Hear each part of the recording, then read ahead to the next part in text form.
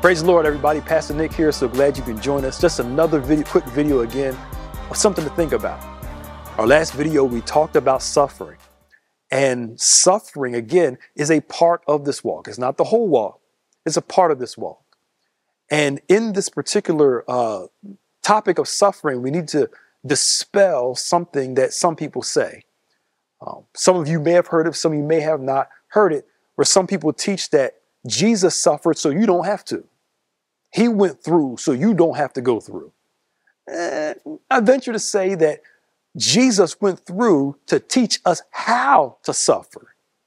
He didn't he didn't go through so we would never go through. He didn't suffer so we can never go through suffering. He suffered to teach us how to suffer, how to manage hard times, how to navigate hard seasons.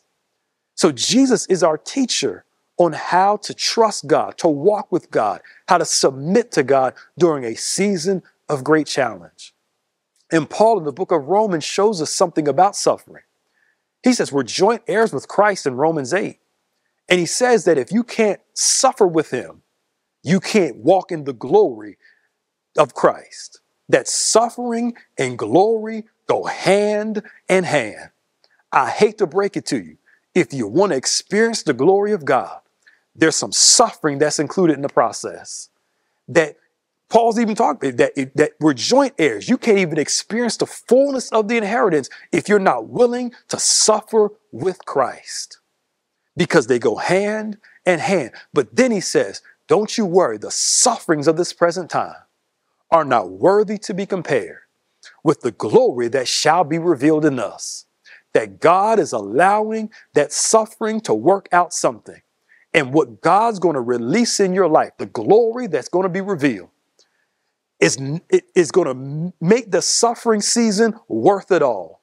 Jesus says in John 16, he says, a woman goes through travail. She goes through hardship. But when she finally gives birth to that baby and sees, she recognizes that when the baby comes, the joy that she experiences is worth everything that she went through before. God is working things out in your suffering, and the joy that's coming, the peace that you will experience will make up for all the suffering you experience. So if you're going through, get ready to receive the glory of God, because suffering and glory go together. God bless you all. Just something to think about as you're navigating this thing called life. Stay with God and trust him. We'll see you later.